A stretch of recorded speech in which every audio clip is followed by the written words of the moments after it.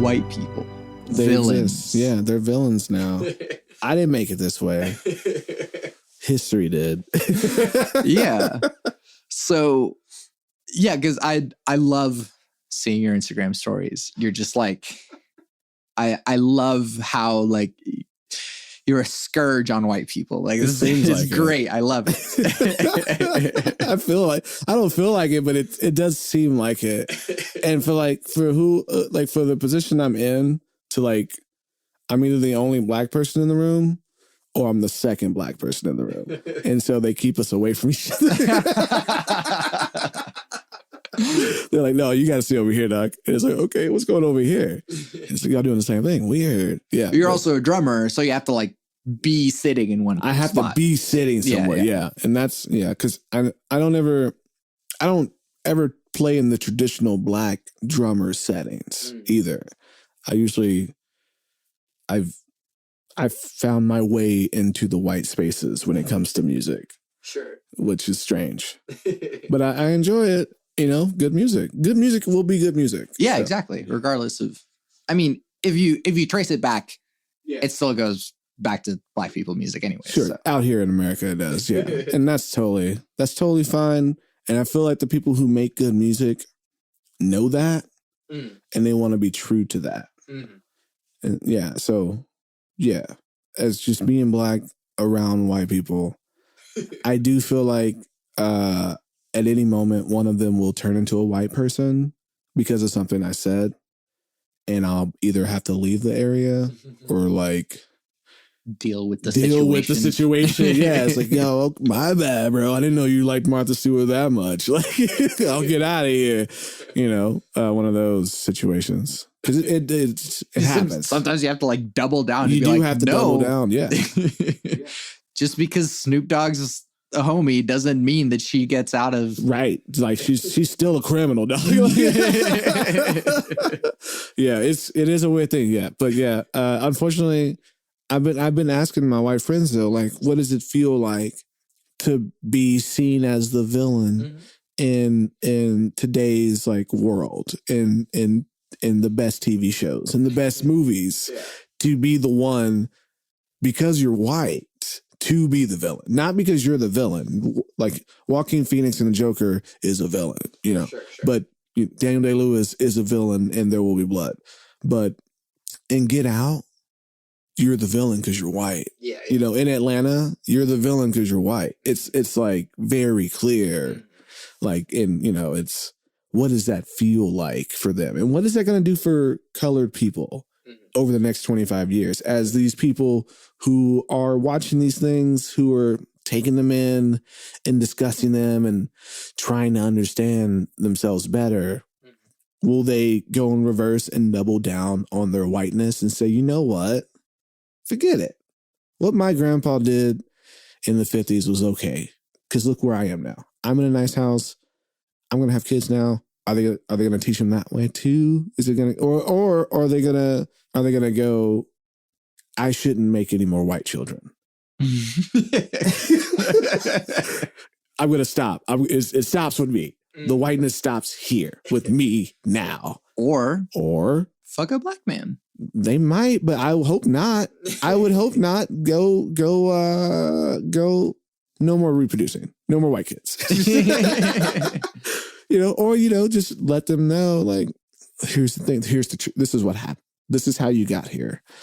It's not your fault, but you bear responsibility, but we'll see in 25 years, 30 years, because young people like yourself, myself, people in our age groups they're becoming teachers now, they're becoming politicians, we're the next 50 years. And it's going to be weird. It's going to be exciting to see the multicultural cosmopolitan aspect of those generations rising up to these positions.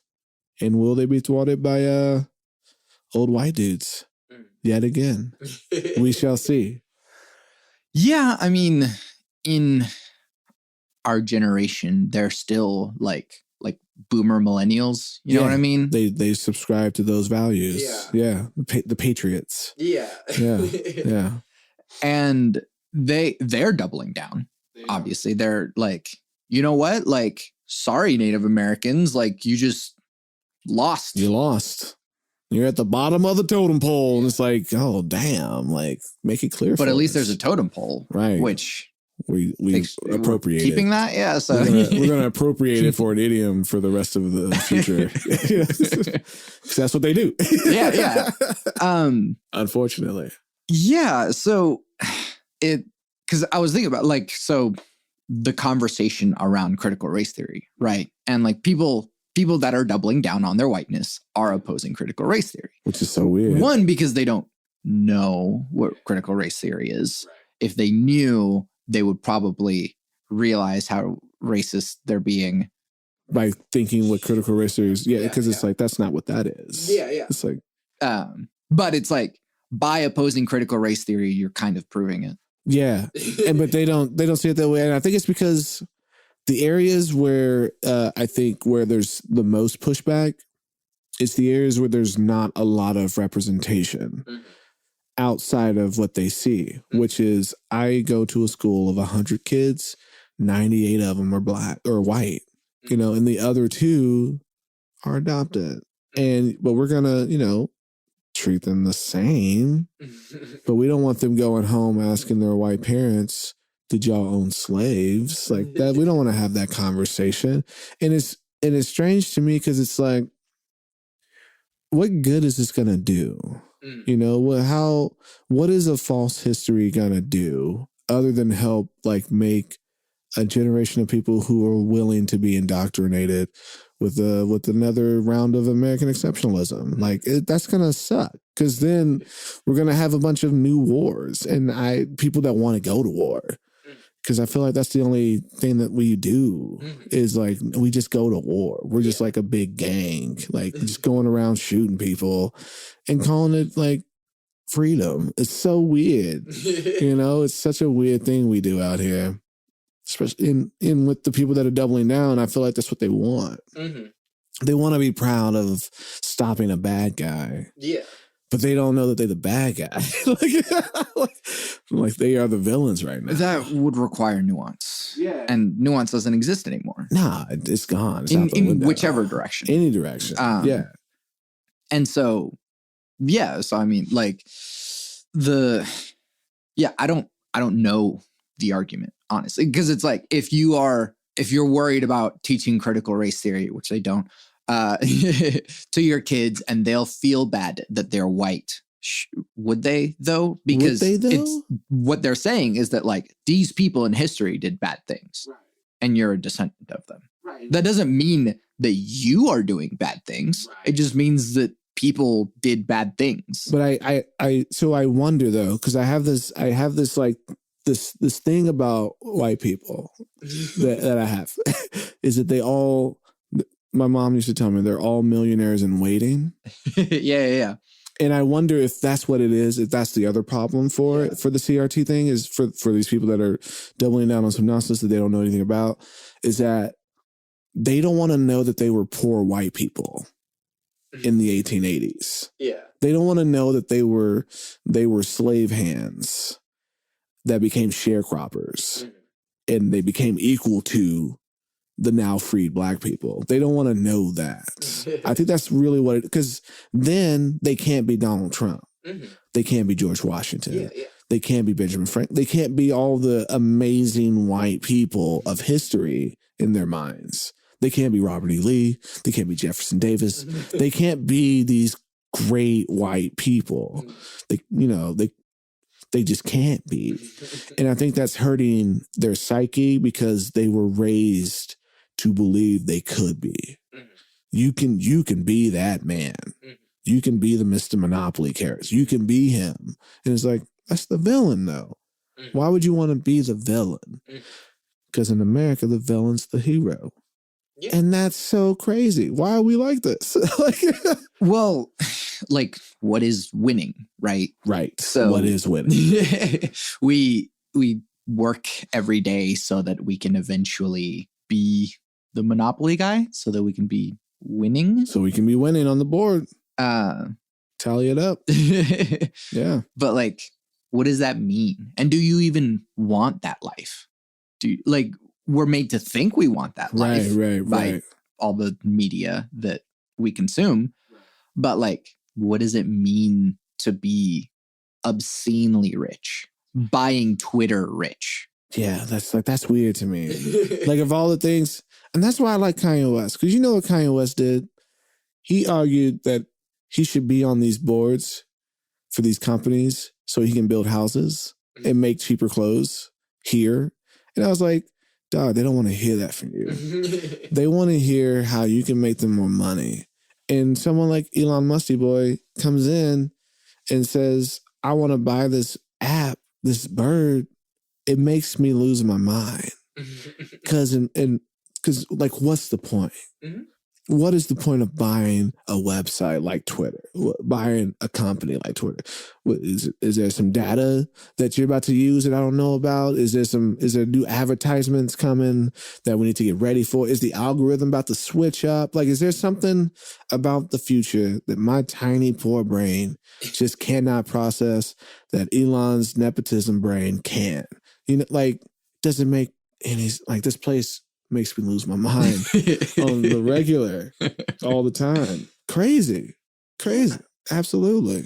And I mean, a lot of times I am honestly like, the other day, my dad was like, what do you think about Elon Musk buying Twitter? And I'm like, I think the whims of what billionaires do has effectively nothing to do with me. I have no power.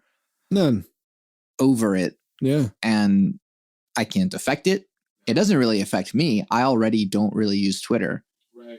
But with Twitter comes, I think, with this move, I think if it happens, we will see our society change in a sense of like, there's a guy who owns this part of the internet, and there's a guy who owns this part of the internet, and then there's another guy that owns this part of the real world.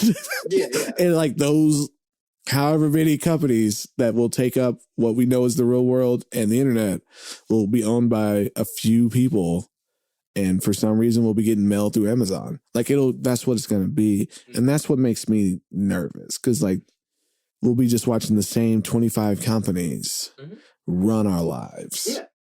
And Elon Musk is going to be there with fucking Mark Zuckerberg just arguing over which islands they can buy and not buy. Yeah.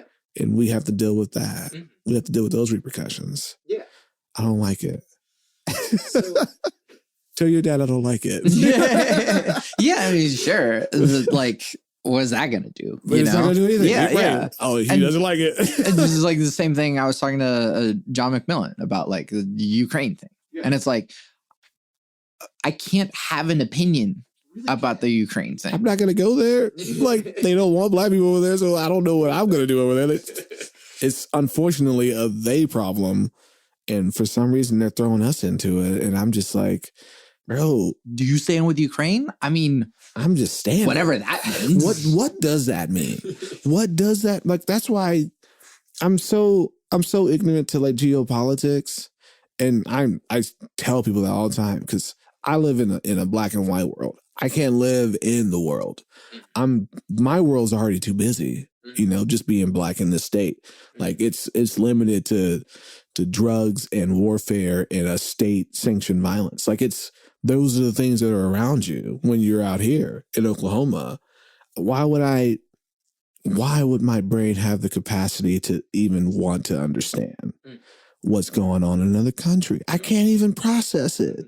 Like it's too like, and especially not affect it. Right. I can barely get a street with a pothole filled in my city, and I live here. Yeah. I know 3 council people, and I can't figure out how to get sidewalks in my neighborhood. You know what I'm saying? Like it's, how could I do any? Why would I? How can I stand anywhere? How can I stand? You know, like that's what's weird about the internet too. Though is like, how old were you when Coney 2012 happened? I would have been in. Were you at North? Yeah, I would have been in high school. Yeah.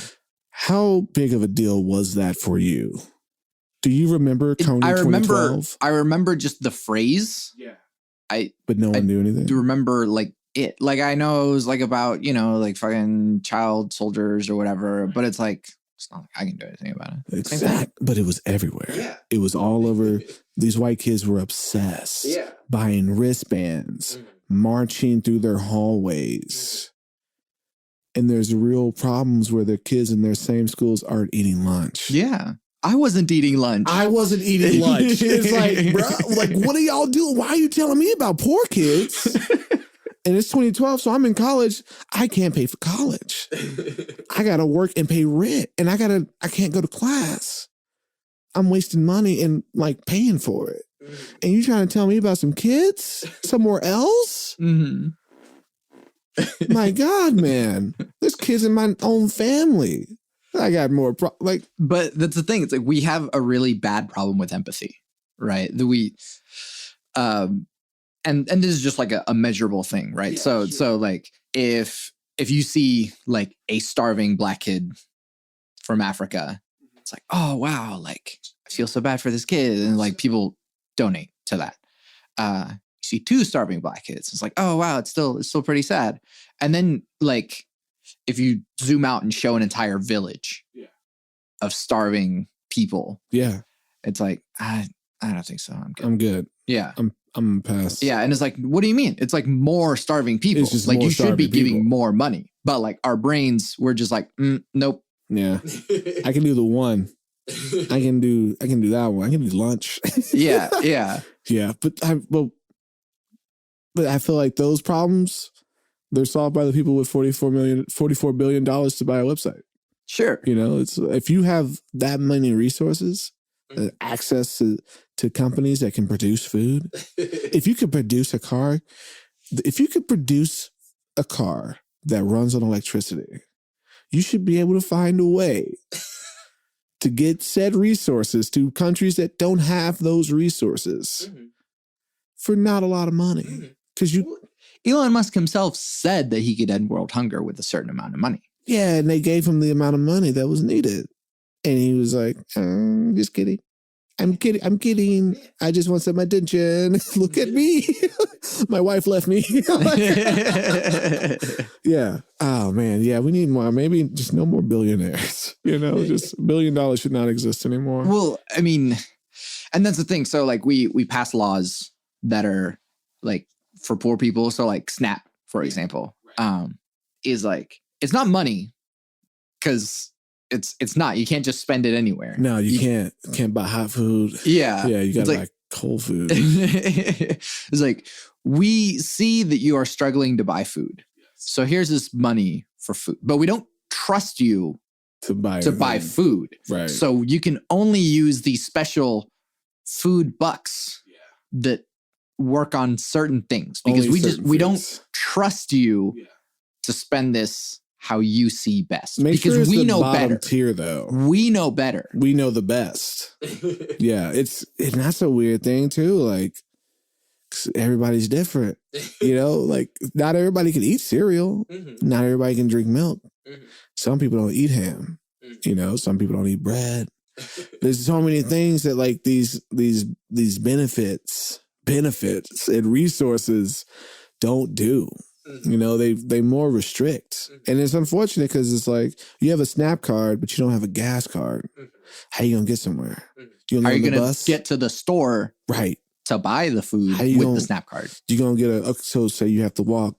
How you going to buy the cart from Amazon to get to your house so you can get on the bus and take your groceries home? You know, it's just like, why are we like this? Like, why are we a place that has more homes than bodies in homes like this? You know, buildings in the sky. Like, was the Jetsons a lie? You think the Jetsons were wrong? Like, did you ever watch the Jetsons? Yeah. Like the show in space or like, yes, but like, so we're going back to that point that you said about like technology is like to bring us to space. Yeah. No, just not yet. You don't think so? So like, we're not getting off this rock until we get our shit together. I disagree. And I mean, sure, like the rich people can get off the rock, sure, and they can go die in Mars for all I care. But like, but like there's no way we're going to make it anywhere else. We're just going to kill the next planet. Yeah, and that's totally, we're fine with that. We are fine being viruses and fleas and ticks. Yeah. We're fine being the parasite. We've already determined that. We've decided. That was decided before us, you know? Right. So we do you know about existential risk?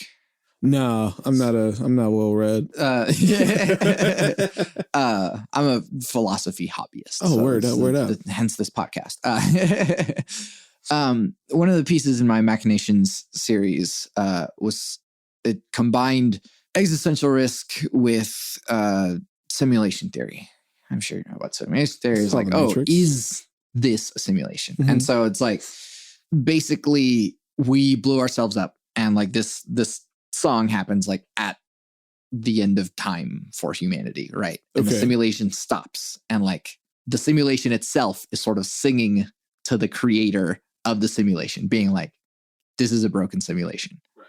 It was doomed as soon as we made the atomic bomb. You think that's when the song came out? The song was a giant 808 across the universe. Interesting. And not to say that like, you know, that they were singing it, you know, when the atomic bomb was made. It's like after we destroyed ourselves, like way in the future, you know, we can still blow ourselves up with atomic bombs. And that's the existential risk. There's just inventions happening that like bring the clock closer to midnight. The doomsday clock. Yeah. And it's like the plow, like great. Totally, you know, we can make lots of food way easier. Right. Dope. There's a smidge of that like piggybacks onto the atomic bomb. And so it's like eventually we're just like pulling inventions out, and it's like, cool, the cell phone, that's weird. All right, it's cool, Twitter, that's something else. And then like, but it's still these moments become seconds. Yeah. But then the atomic bomb became a minute. Yeah. And it like, as soon as we had that, we already have the power to destroy ourselves. So we're at 12, we're at 11:59. Yeah. 11:58. Yeah. And all the little things in between just bring us closer and closer. Yeah. Like, so you think we're just gonna do it ourselves?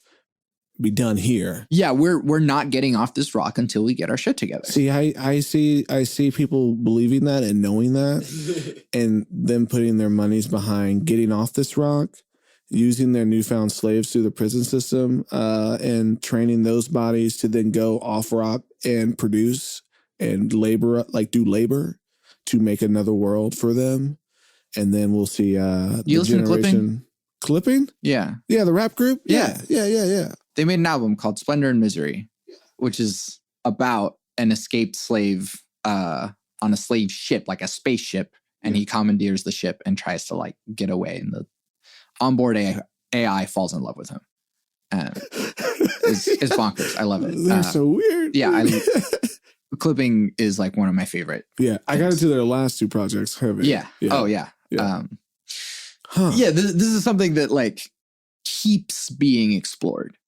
So I mean, and just Afrofuturism and everything is like that's my jam. But like, yeah, of course, like, oh yeah, I'll go to Mars. And it's like, yeah, but you're poor. It's like, yeah, but I'll just use the like Elon bucks on Mars to like do his slave labor, and then I'll survive.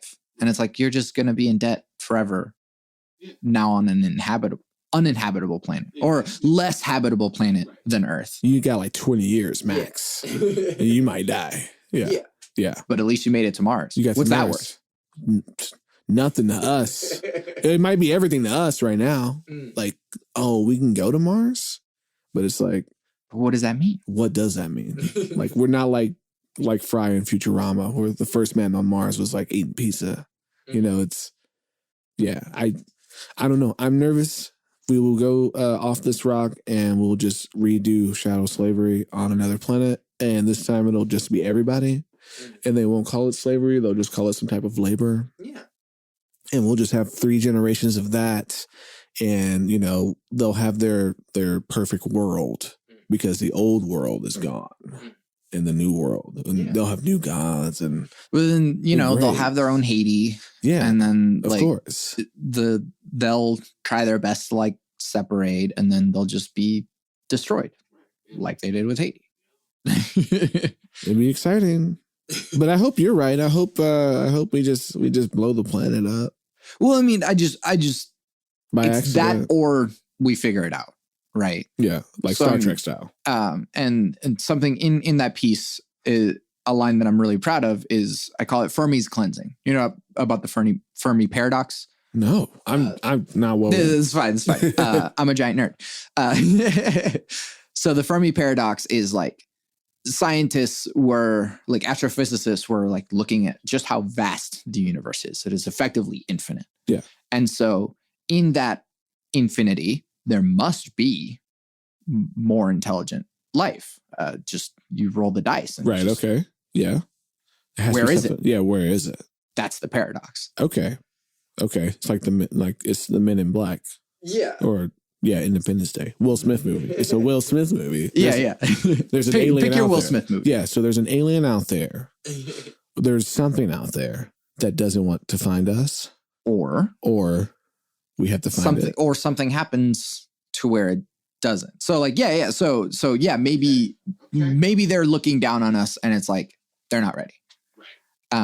Or they're not ready either. Yeah, We're in the same spot. That's the thing. So That's the thing. I call it Fermi's cleansing. As soon as an intelligent enough species finds out that they can split the atom, Yeah. Then we'll know. the clock starts. And it's like, it's only a matter of time Before they blow themselves up. Huh. And so there's a filter. Okay. And so intelligent life reaches a certain point, and then it's like, well, we can't get past this unless we weave our way through not destroying ourselves. That is incredible. That is incredible. Wow. I hope that happens too. Honestly, I am so ready for this to be done. Like, in the world. Yeah. And like, I mean, so like thinking about Ukraine, right? There's nothing you and I can do about it. nothing we can do obviously. about it. Nothing. But like the fact that Putin's like, I could use nukes. And we're like, you won't do it. Will you do it? Don't tickle me. Yeah. Like, and so like, that'd be something. we're close. We're already close. Yeah. And it's like, there's nothing that we lowly people can do about it. It's just the whims of oligarchs and rich people to like, Putin just decides, I'm going to take land. Yeah. Yeah. I want it. At whatever cost. Yeah. Ooh. But he wouldn't drop a nuke in Europe, would he? I just seems like a bad idea. You think it's like, that's the thing. It's like all of it was a bad idea. I mean, yeah, it's all a bad idea. But like dropping a nuke on Europe is a bad idea. That's the cradle of Western civilization. That's where everyone's identity comes from. Like white people wouldn't know what to do with themselves after that. Could you imagine? Is Russia a Western civilization? Now, my friend told me Russia is Russia. I asked them, I said, do Russians, this was before Ukraine, because I asked it again after Ukraine happened. I said, do Russians think of themselves as white people, or do they think of themselves as Asian people? And they're like, Russians only think of themselves as Russians. And I was like, that's crazy, because no one does. No one thinks like that. And so when the Ukrainian situation happened, I was confused, because in my mind, it looked like a conflict of like identity and, who is and who isn't Russian or Western. Mm-hmm. And Russian being like, no, Ukraine is Russia. That's mine. Mm-hmm. You know what I'm saying? Y'all supposed to be with us. Mm-hmm. And Ukraine is like, no, we're over here with the Europeans. We're Western society. They're like, no, you're Russian. But of course I was wrong. There's so many other elements to this that I had no idea about. But again, it came back to me. It's like, no, Russians don't look at anything else but their own selves as Russian. We're not white. We're not Asian. We are just Russians. And I was like, that's weird. Yeah, it's something else. Yeah. But I mean, when you have that amount of like fucking landmass, you're a continent. Yeah, you might as well just be a continent. Yeah, like you shouldn't be aligned with anyone else. You should be your own thing and do your own thing away from me. Right. But it involves nukes now. It involves nukes now, and the clock's moving forward. Yeah. Like, that's pretty sick. That's pretty sick. I want to know more, but I'm too busy. It's fine. It's fine. And that's why I think like technology is just a double-edged sword at all times. Like, Yeah, absolutely. the internet happened and it's like, we could have access to all the information on Earth and like learn everything we can. And we still can now. Yeah. Instead, we're scrolling through TikTok. I was getting my feed, lighting it up, listening to botched versions of R. Kelly songs that should not be played anymore. But that's it is what it is. It's a tool, like you said, it's a tool, and it's a matter of how it gets used. I would like to see some things differently, but it's not up to me. Right. And I mean, we're not the people tweaking the algorithm. Yeah, that's the algorithm's the scary part, because like I will be honest, in 2015 I got really fascinated with the end of the Obama years, and I had a feeling what was coming. Mm-hmm. And I told the homies, I told the white friends, I was like, yo, what are y'all's parents doing? Who are they looking at politically? And I was like, doesn't it seem weird that like there's been an uptick in these actions and behaviors, and then 2016 happens. And so in between 2015 and 2016, I was diving into right-wing correspondence. Just to see what's going on. What's going to happen? Because like, I know what the left's going to do. They're going to put fucking Hillary up. We're going to do a Hillary thing. We're going to make it work with Hillary, yada, yada, yada. And that's what they did. But when I was watching the right, I was coming across Milo Yiannopoulos. I was Ben Shapiro, Gavin McGines, Candace Owens. And it's like, yo, something's happening over here. And we haven't been watching it. We've been hey-hoing with the Lumineers for 8 years now. And they've been prepping for something else. What are y'all hiding from me?